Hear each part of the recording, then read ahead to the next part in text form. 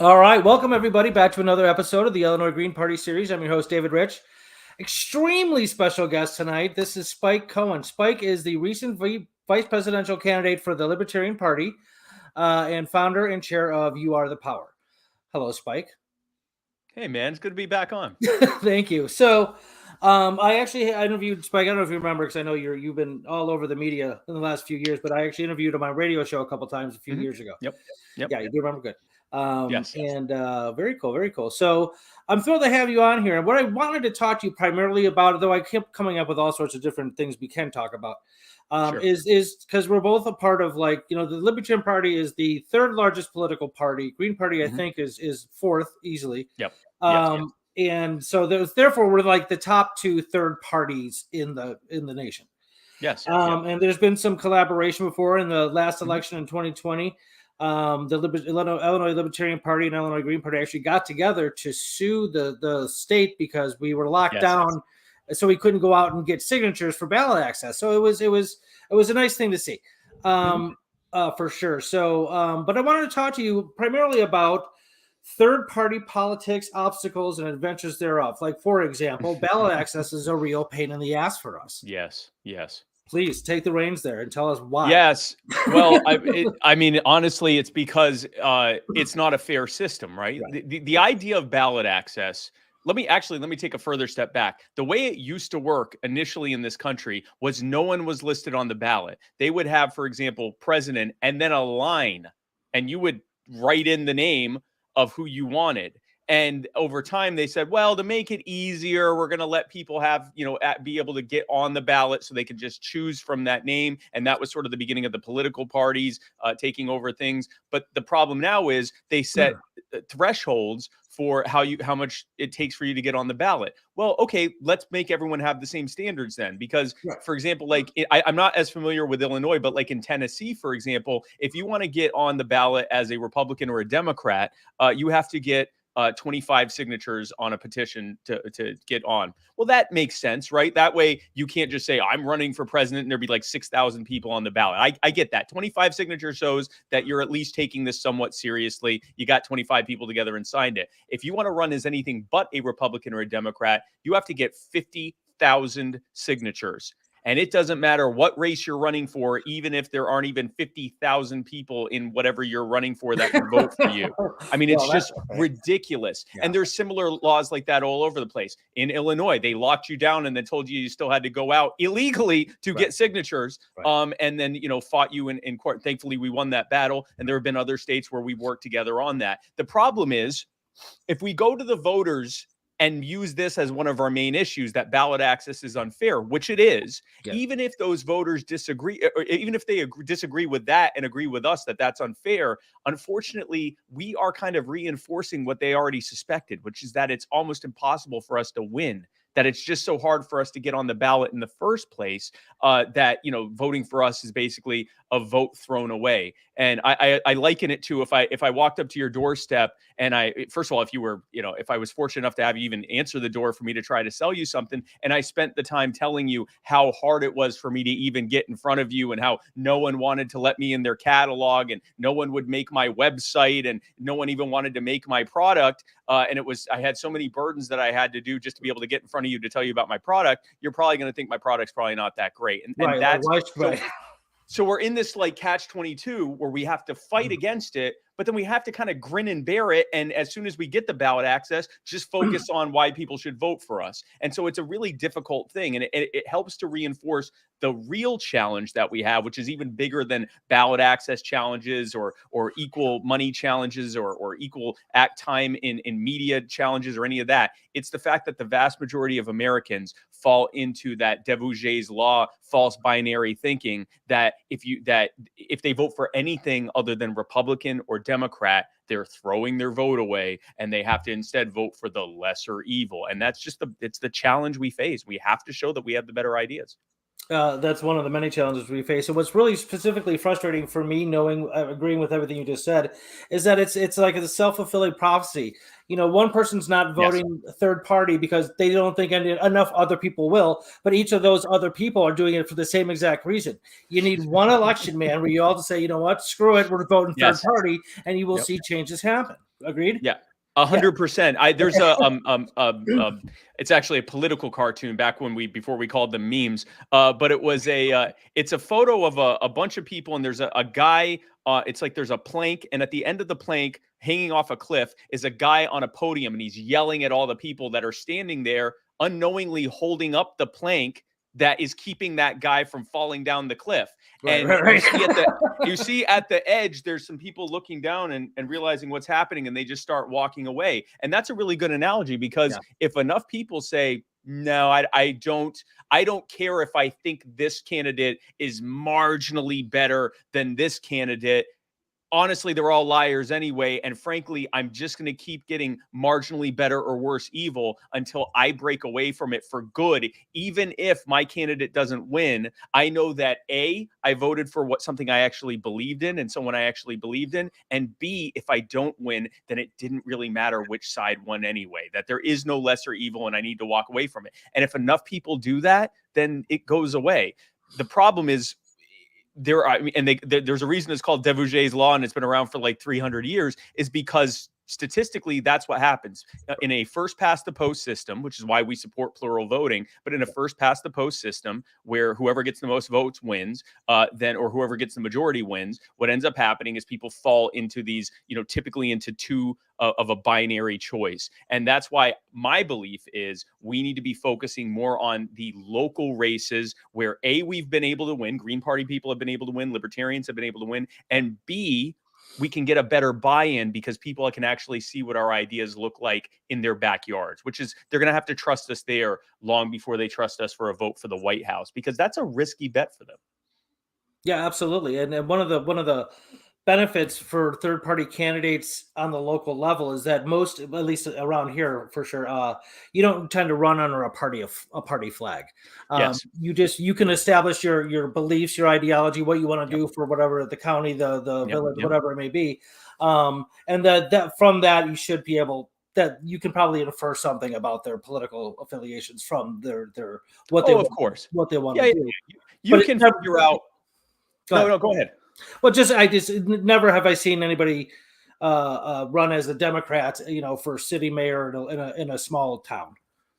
It's rare. And usually if it is between Republicans and Democrats, they might bring it up if it's close or something. But yeah, usually in a nonpartisan race, if you bring up your partisan affiliation, it can often backfire, because a lot of people they're in a mindset of saying, I'm deciding why I should vote for you or for someone else. Don't bring up a party, because this is one of those rare times I don't have to worry about that. And so, yes, obviously you can infer if someone is more, socialist leaning or more capitalist leaning or more authoritarian leaning or more libertarian leaning or whatever. You can obviously infer that, but it's not tied to the team sports aspect to it. It's, I am Spike Cohen and I'm running for XYZ, and here's why I think you should vote for me and my ideas and what I believe in and my values, and especially at the local level, who you've come to know me as a person. Very often people that win these races often aren't even that political to begin with. They're just people that are known in the community, and people say, all right, we'll give that person 2 years or 4 years or however long the term is. We'll give that person that time to show what they can do in our local government. It's an easier buy-in, even though honestly you're more acutely affected by what happens at city council and by the local police than you are by what's happening in Congress and the FBI.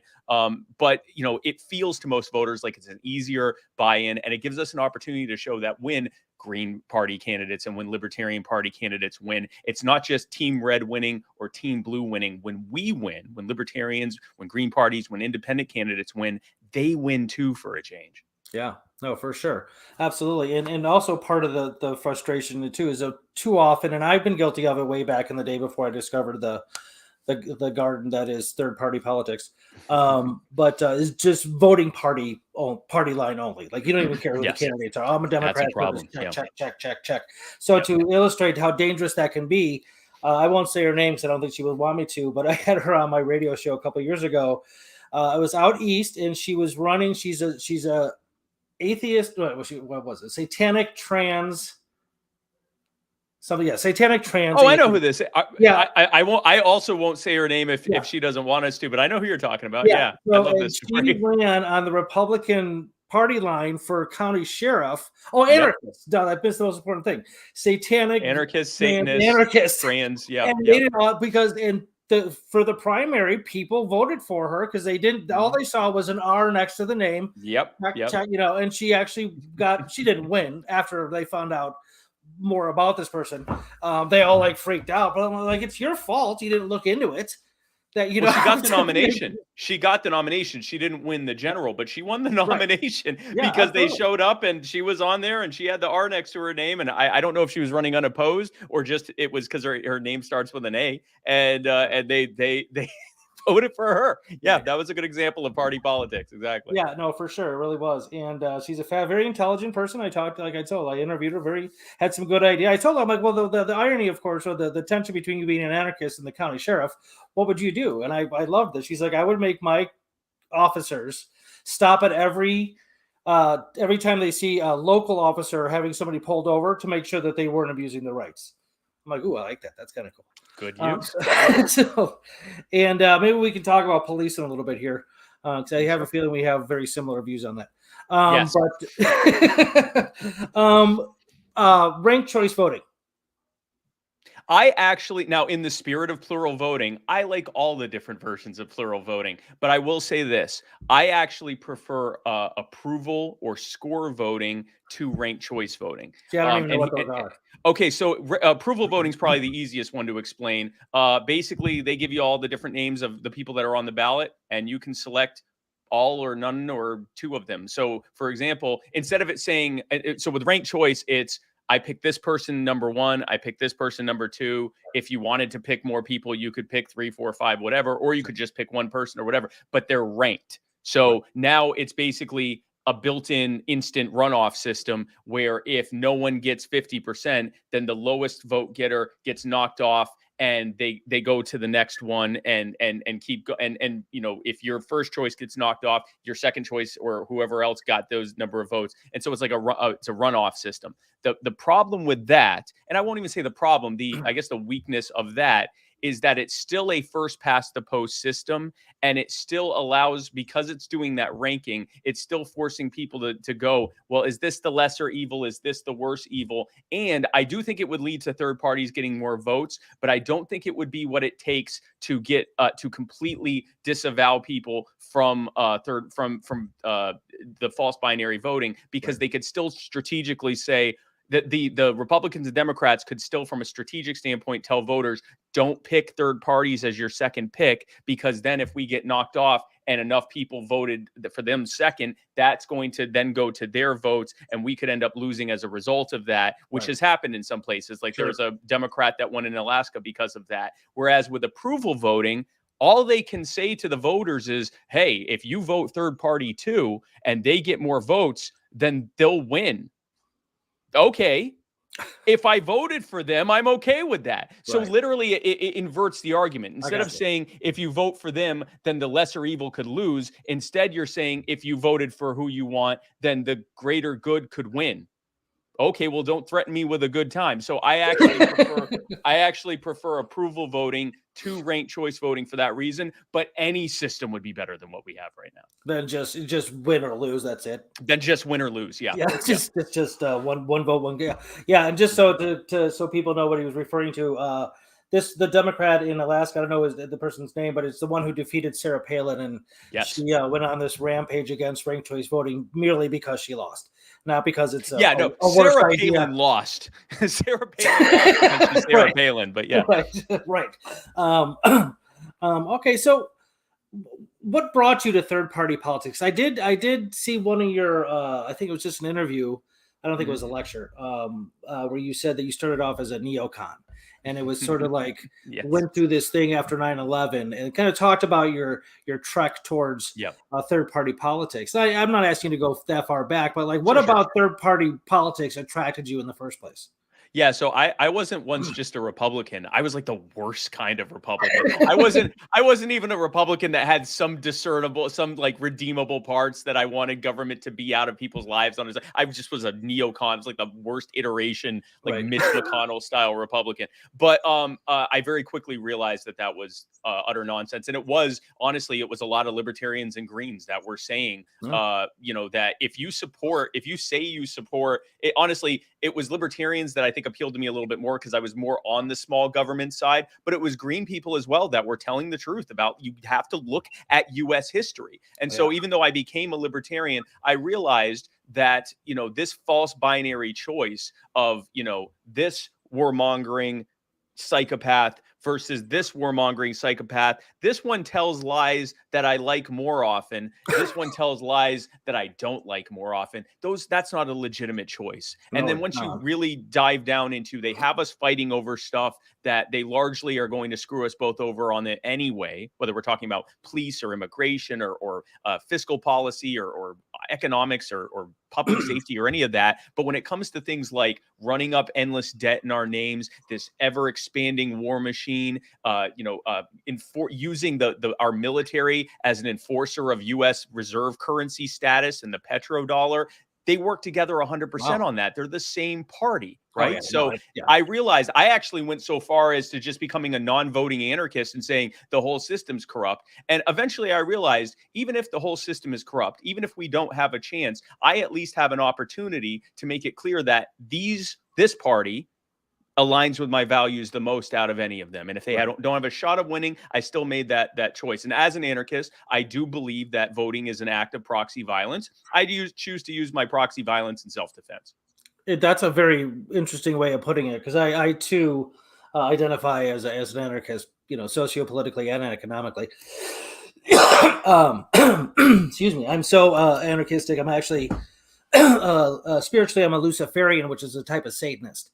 And Luciferianism is actually like the spiritual system of it's a libertarian spiritual system. It's all focused on the self as an individual and your ability to reason and make choices. It has nothing to do with eating babies or anything weird like that.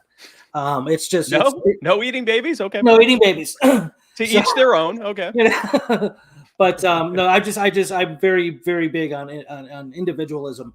I'm very opposed to collectivism in just about every way I can think of. I've never seen collectivism work out well. Treating an individual as like just a faceless, nameless brick, and whether it be a sexual wall or racist wall or something like that is bullshit. And I think most individual people would agree with that. That they want to be treated as an individual and not merely a part of this whole thing.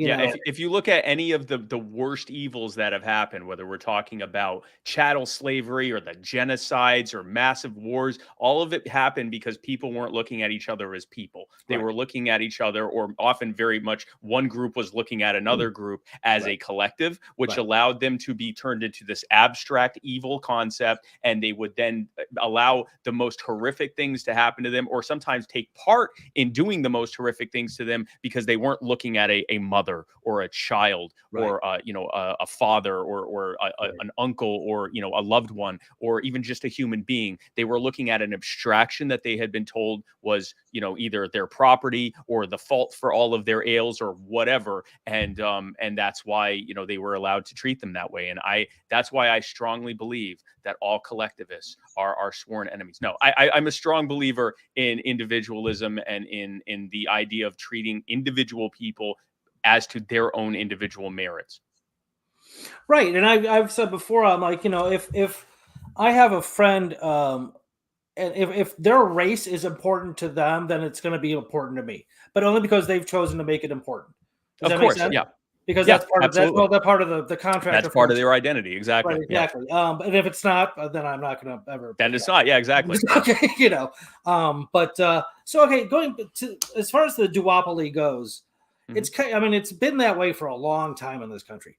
And what do you think about people's reasoning that you have libertarian ideologies within candidates within the Republican Party or even the Democratic Party? You have green policies being talked about in both parties. Why would we even need to go outside that to find what it is you're trying to accomplish?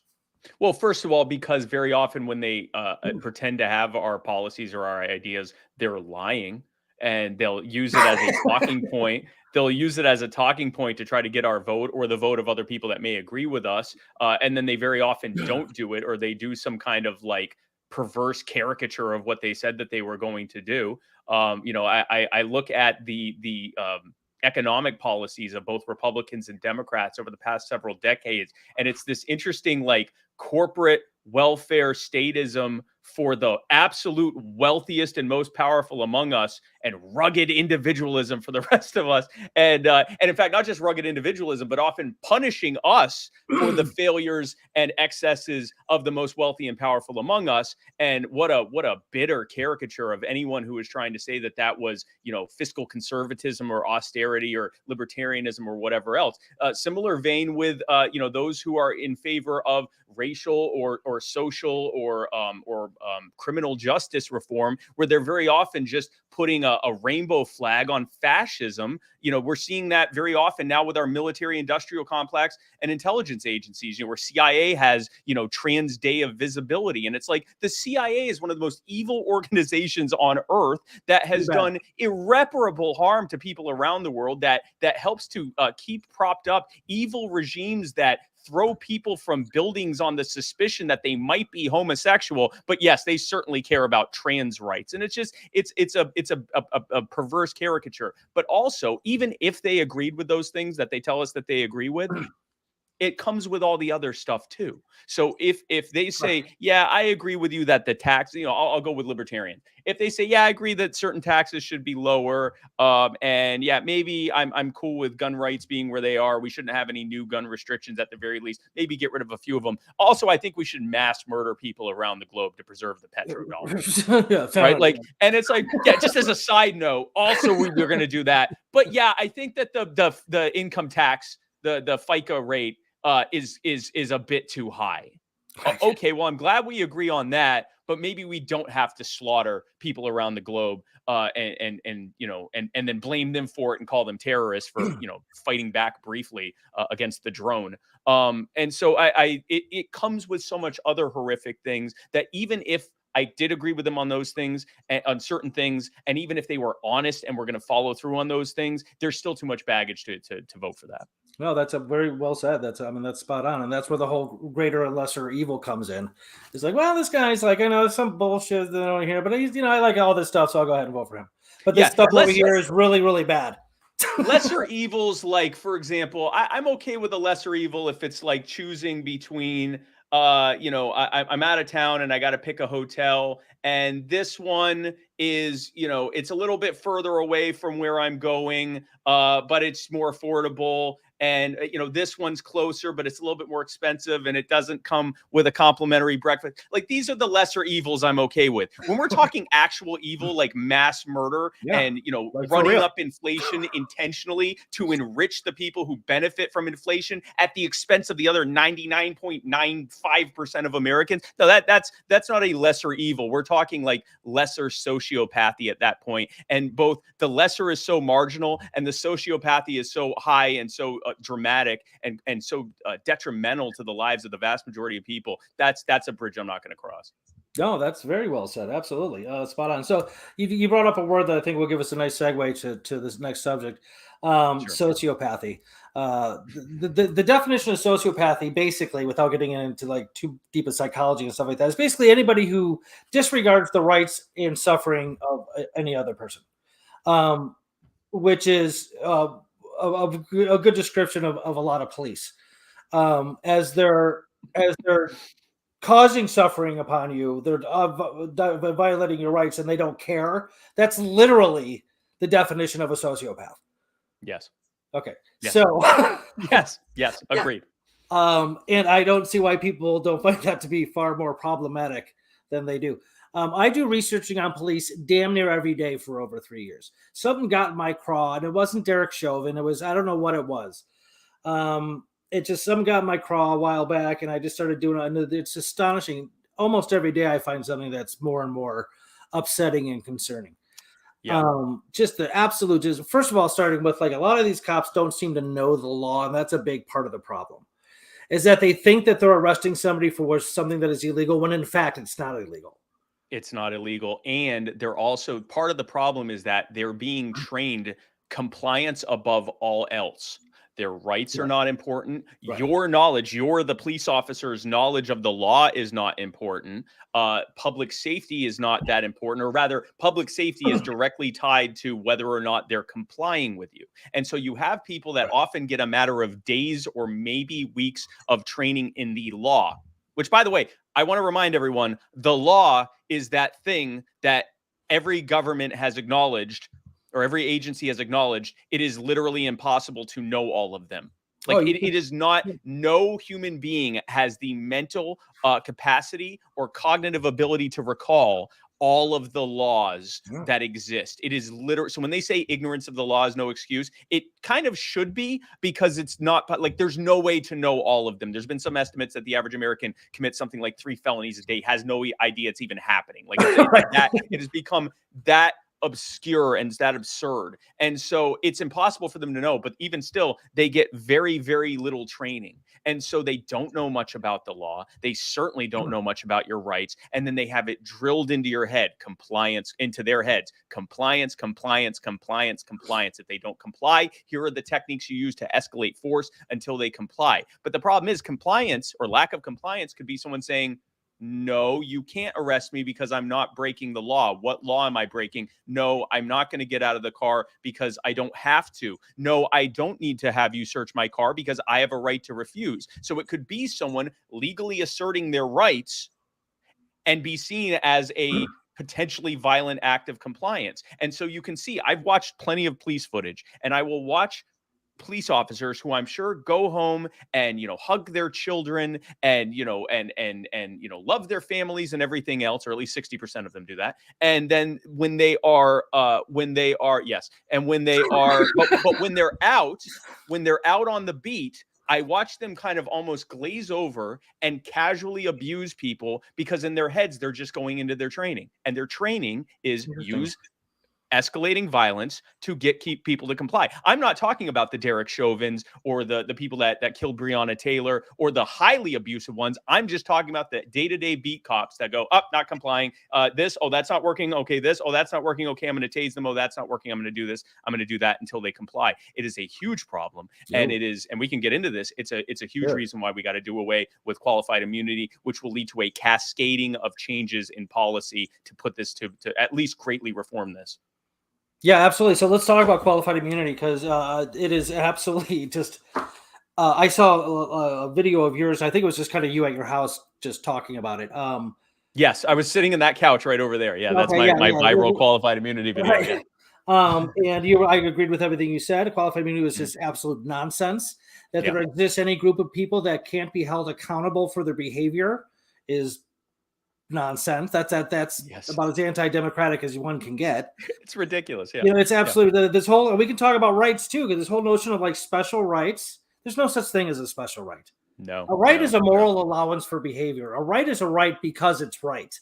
Right. Okay. And it's supposed to be evenly applied, whether you believe in positive rights or whether you believe only negative rights, or whatever you want to say. They're supposed to be for everyone. There's not supposed to be special rights. Those are called privileges. And here's the reality of this. And without going into the whole long and sordid history of qualified immunity, which I did in that video, it basically amounts to a cop can go into a courtroom and say, unless you can prove that I knew this was illegal, then I don't have to be held accountable. And the judge goes, all right, yeah, no, you're right. That's true.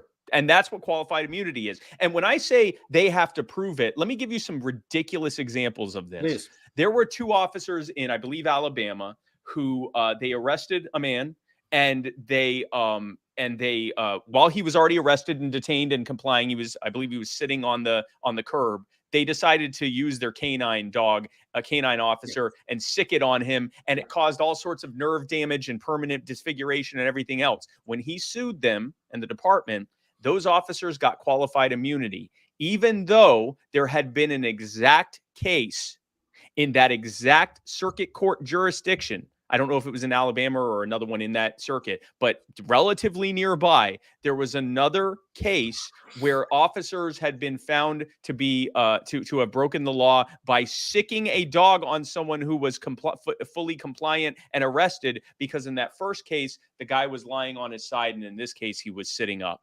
That's how vague the difference can be in order for them to say, oh, well, they couldn't have possibly known that sicking a dog and causing damage and basically assaulting with the possibility of murdering, assaulting with a deadly weapon, assaulting someone who, posed no threat to anyone. They couldn't have possibly known. Another one was cops who stole, I think, $250,000 worth of rare coins. And the courts ruled that they couldn't have possibly known that stealing was illegal, even though there had been officers found to have broken the law when they stole a bunch of money in that same circuit court district, because it was a different amount of value and it was money and not coins.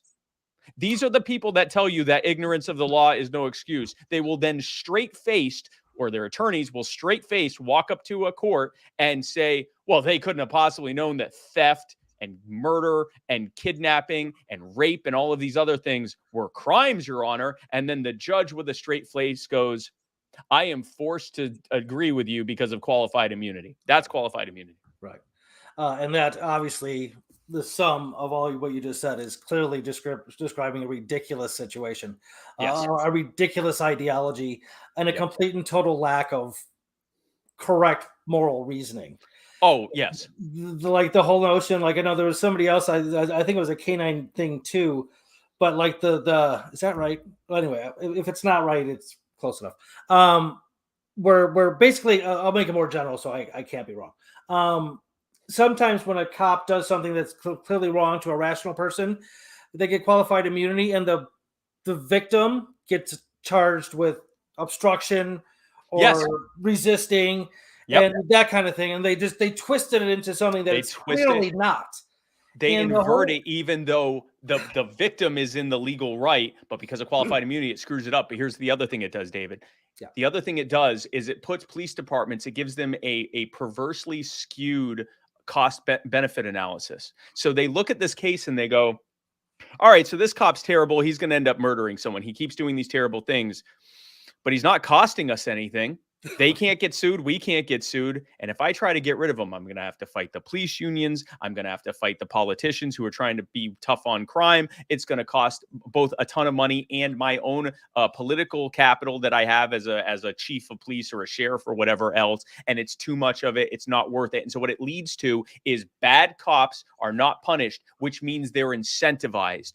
And good cops that try to say, hey, we need to do something about this, they often just walk away in disgust, or they're pushed out because they don't want anyone inside of the apple cart screwing things up. And that's how bad apples screw up the bunch, is they push out the cops that actually want to do the right thing and defend people's rights. Ending qualified immunity and holding them legally accountable, civilly, financially accountable, now puts that cost benefit analysis where it needs to be. Now, not only the police department's going to say we need to get rid of this cop before they do any more harm, the police unions are going to do the same thing because they can get sued too. And eventually, because as we see with any other type of profession, whether we're talking medical or legal or any other type of profession, they have to get liability coverage. They have to get insurance, not because of any law necessarily, although usually there is a law, but even if there wasn't, they'd still do it because you can lose anything if you screw up once. And what happens then? If a cop has done something wrong and the insurance companies either say, I'm not going to insure you, or yeah, I'll insure you, but it's going to cost more than anyone's willing to pay you.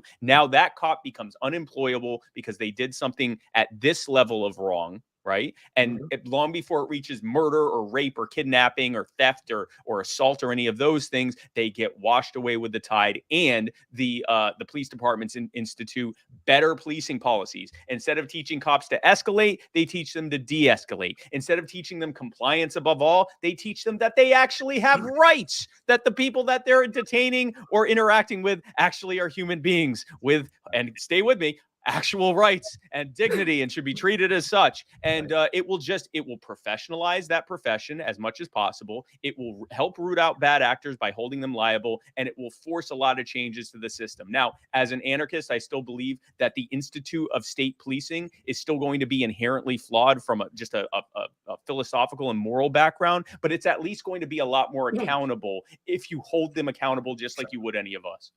Absolutely. And to address what you're saying as, the difference in between like, like our ideal vision of how, people should be on the earth, which is like government-less, and the things that are kind of better to do now within the systems that we have to contend with. Exactly. But like, for example, the philosophical issues with like, policing at all, state policing at all. And this is different. I would say this is different than like communities tending to their own issues, smaller. Of course. Okay. Of course. Okay. Good. But that, I just lost my train of thought. Okay. Just remember that cops, what they do, that when a cop shackles you in chains, okay, that's what that they do. Okay. If that harkens back to any images from the 1800s. When they shackle you, it harkens back to the roots of state policing. But anyway, which is where the American policing started, by the way. They hunted down runaway slaves. No. Okay. Unbelievable.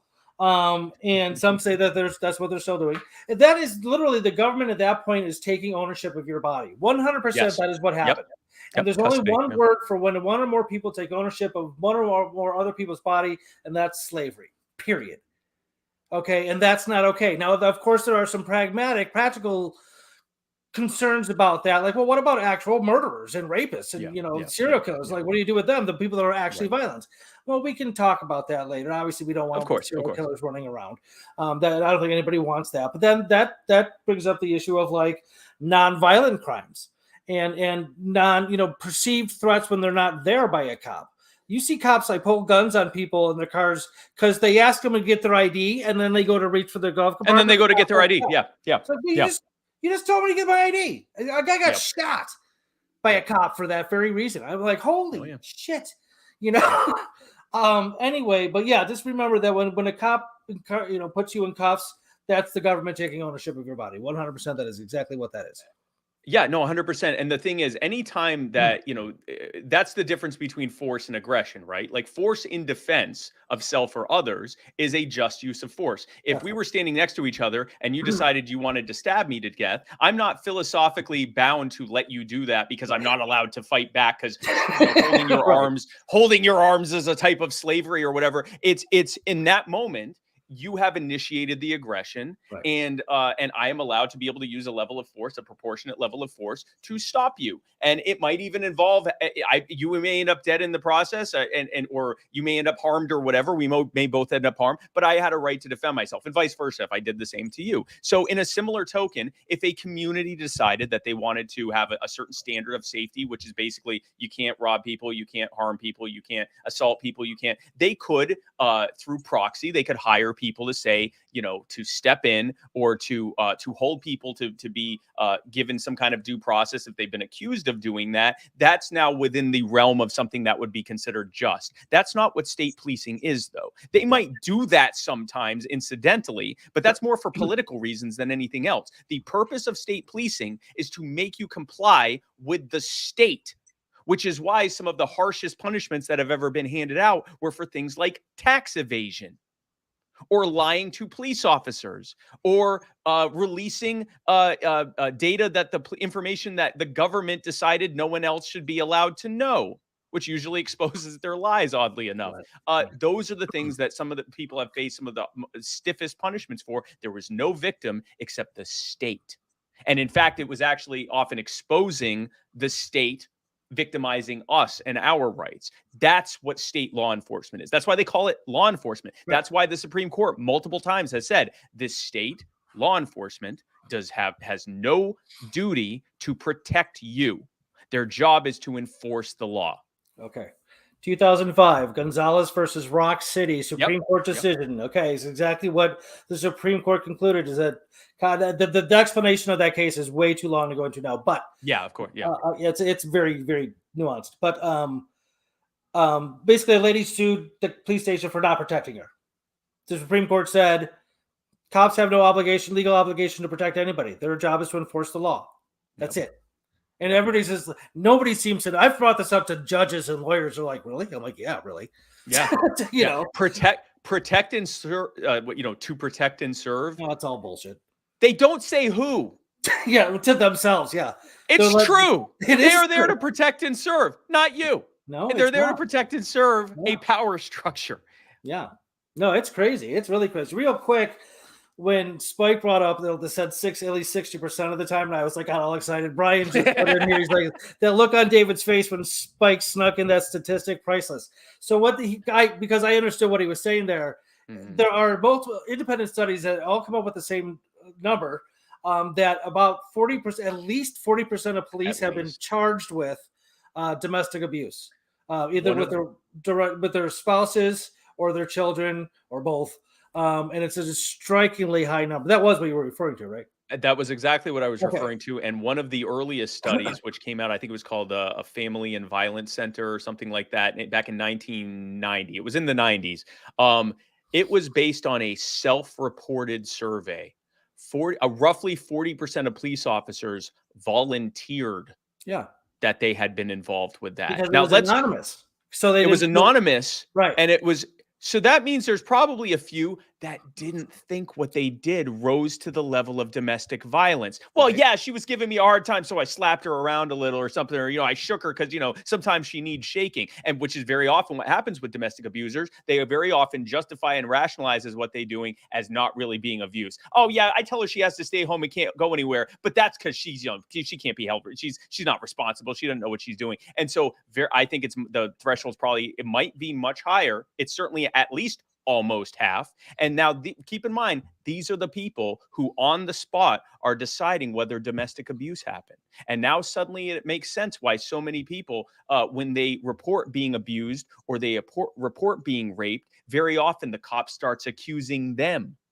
Start saying, well, what did you do? Well, what were you wearing? Are you sure you didn't just regret what you did? Are you sure maybe you didn't start it or something like that? Very often the person that they're reporting it to is abusing people and has rationalized it away. And thanks to policies like qualified immunity and like public employee unions and police unions, they're so heavily protected that they're never held responsible for blatantly abusive actions, which allows them to decide for themselves whether or not it was abusive. And I don't care who you are, if you allow just about any person to do whatever they want, empower them to be able to use a gun and legal immunity, and train them to escalate, they're very often going to become an abuser and a victimizer. Yeah, no, there's definitely a pattern there.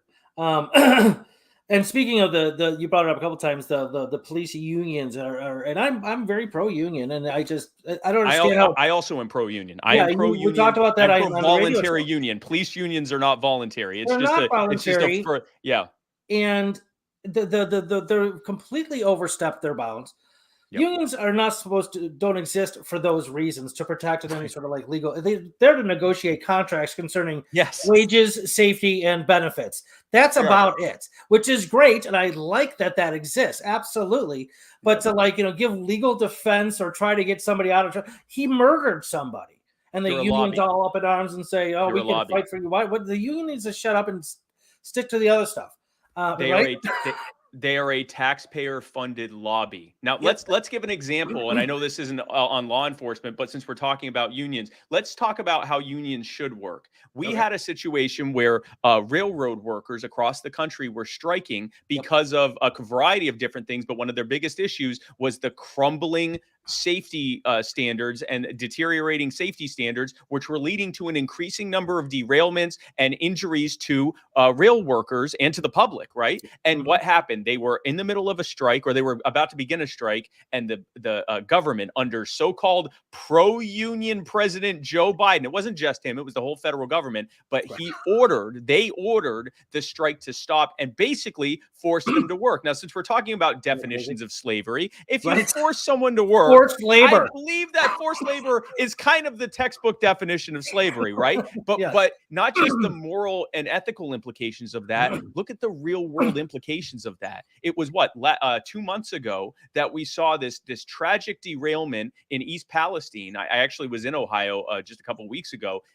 in that area. And they had that derailment in East Palestine, and the government initially tried to cover it up. It looks like they went out and burned all the evidence, not in a safe way. They didn't add the acid scrubbers. They didn't allow for proper ventilation. They just went in there and tried to burn it, because certainly, again, this shows the ineptitude of government. Certainly a giant mushroom cloud in the middle of a not small town in the era of social media wasn't going to work its way around the world that same day, right? And so they tried to cover it up. And then when that didn't work, they went, this is because of a lack of safety regulations. Well, that also wasn't true, because we now know that it had nothing to do with the repealed regulations. It was because of a mechanical failure. What it was because of, so when Donald Trump repealed those regulations, those wouldn't have applied to this type of train. Right. We did some research on it. Those wouldn't have applied to those type of train. And even if that brake had been in place, that brake would have only been stopped a derailment if the problem was that they had been going too fast, or were operating under unsafe conditions, or were operating over too heavy of a payload. That was not the case. The likely reason why it failed was because of crumbling infrastructure. This is the government that spends billions or trillions of dollars on infrastructure, and yet the rails that they force us to use to get goods and services, thanks to the Jones Act, we are now becoming increasingly unsafe. And even the privately owned portions, because part of this was privately owned by Norfolk Southern, that was part of what the unions were trying to negotiate. And the government steps in and says, no, you have to work. Yes, we know it's unsafe. Yes, we will try to cover it up if anything happens. No, we don't care. No, you don't have a say. Right, that's exactly all that. Yes. And it is astonishing. You're right. And Mr. Joe Biden, Mr. Pro-union, he's always talking up unions. And then he completely went in and just undermined everything about it. The whole thing. It's unbelievable. It was unbelievable. Yep. And then, that thing in Ohio happened. That's how it goes. Yes. So I just we only have a few minutes left here, but I just want to encourage people to just take some time to think about, because one of the reasons I identify as an anarchist, it's not just some sort of teenage angst or anything like that. I mean, it's something I thought about long and hard for a long time. I mean, I grew up in the 80s listening to heavy metal, so I was like, oh, that's why. That goes a lot deeper than that. But that might have kicked it off. I don't know. But the whole idea between the difference between illegitimate authority and legitimate authority. Yes. Okay. There is such a, you have more authority over me concerning the Libertarian Party, because you know more, you're more experienced in it. A biologist has more authority over me concerning biology than I would have over them. But that's legitimate. They're trained, they're experienced, they're well educated. Blah blah blah. These systems of authority that exist, whether it be even social, political, economic, especially political, of course, are not self-justifying. No, they are not things that it is self-evident that a state gets to have power over my life. It is not obvious. Yep. So this comes from Mr. Chomsky. I don't know if you read Chomsky at all, but I've read some Chomsky and Hess and Konkin and all of them. Yeah. So I mean, if they are going to have authority over us, they better have damn good reasons for doing it. A, and B, they have to articulate those reasons. And C, most importantly, we have to accept them as okay. Yes, we have to, which means we have to have a legitimate opt-out, right? So even let's go back to your examples that you gave. If I am an expert in the Libertarian Party, we'll say I'm an expert in the Libertarian Party. I can tell you right now, because I'm a libertarian, there's 1,000 libertarians behind me who are like, that idiot doesn't know what the hell he's talking about. That's what we do. 100%. That's just the thing. That's our hobby. We like to argue recreationally. So what that means is you might hear another possible expert in the Libertarian Party who says something completely different than I do. Right. And you can now decide which one of us you agree with, or maybe some other person you don't agree with either of us. That is an opt-out. You are deciding that, you know what, Spike said this. I don't really think I agree with that. I agree with this person, or actually, no, I agree more with this person, or I think you're all idiots. That's why I'm in the Green Party. Whatever it is, you are allowed to opt out of it. But if instead I said, nope, you have to listen to my opinion on the Libertarian Party, and if you don't, there's going to be problems. I'm going to garnish your wages. I'm going to, put liens on your property. I'm going to possibly put you in jail. What happens is now not only am I forcing you to agree with me or tacitly agree with me or comply with me when it comes to that, I can do that about anything. Well, that's what the state is. Right. The state is literally saying, and it's amazing the justifications they use. Well, we have the consent of the governed. No, you don't. No, you don't. If someone tried to leave, you'd kill them.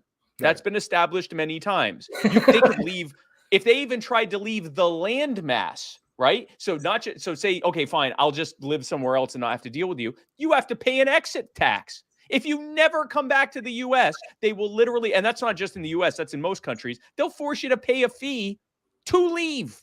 And this is just the absurdity of it. And it is under the idea of presumed authority. We wrote it on this sheet of paper that we rule over you. And because that was written there, or actually people that died centuries ago in the case of the US wrote on these sheets of paper that we have this authority, and they agreed to it, which means you've signed that contract at the very moment of your conception. It's nonsense. It makes no sense. Right, exactly.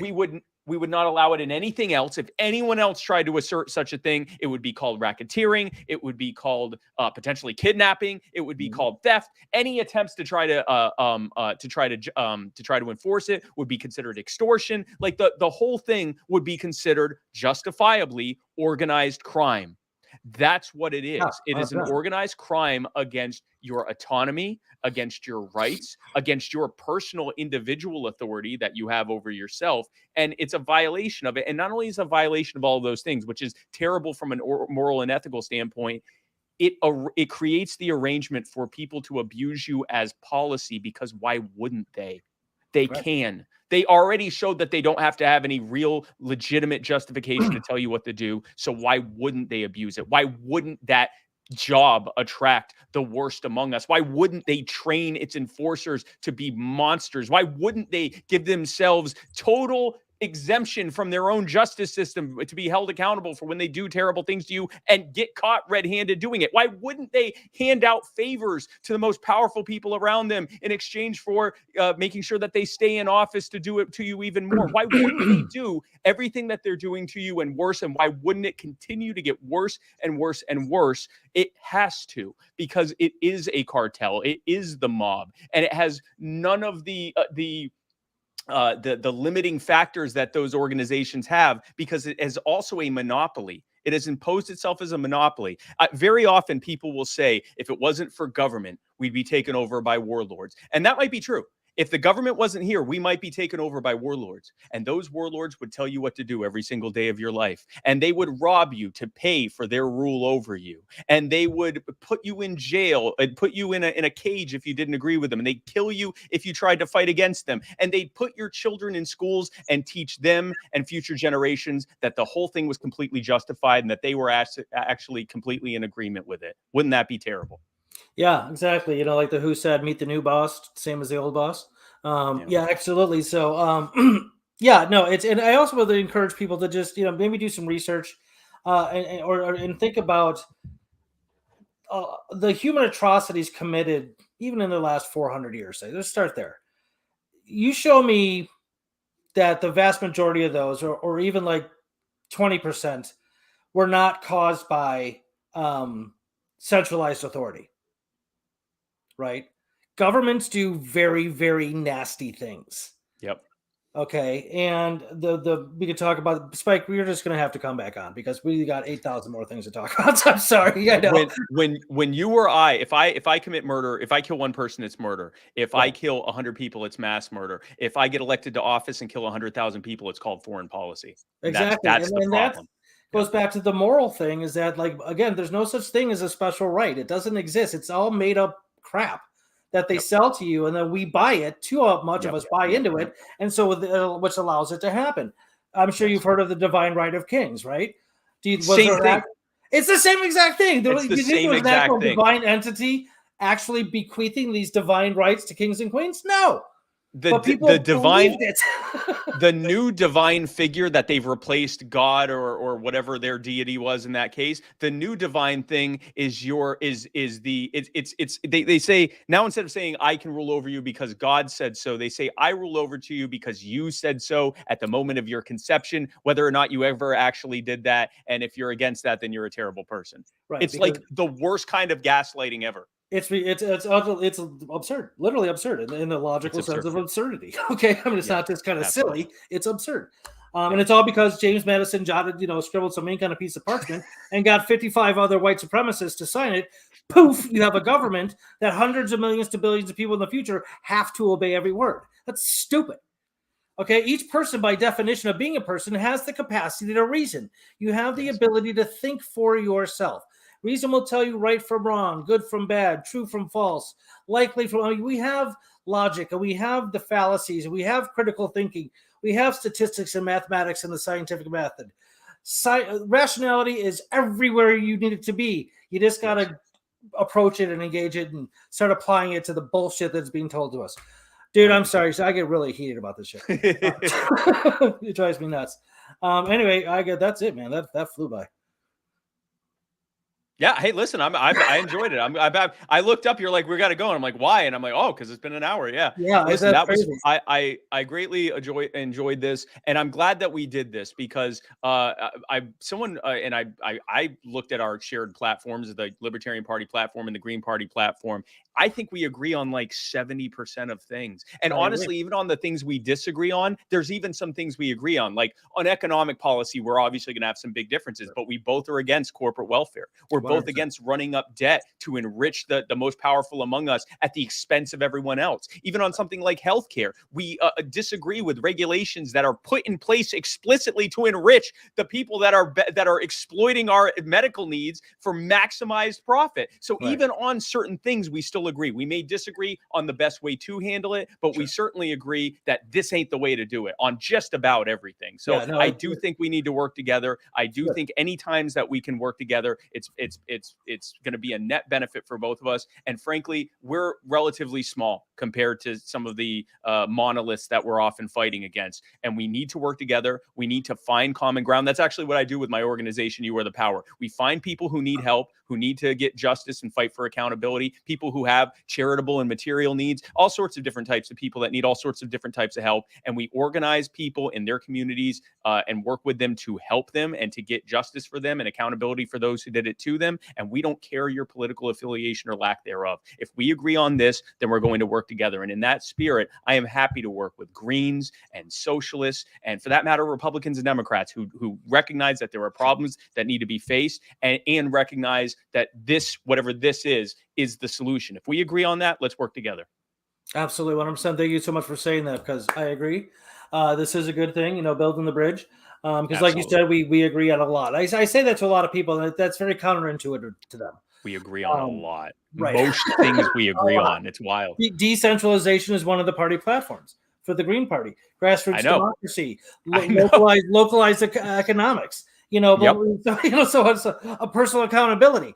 It goes on and on and on. Absolutely 100%. You're spot on.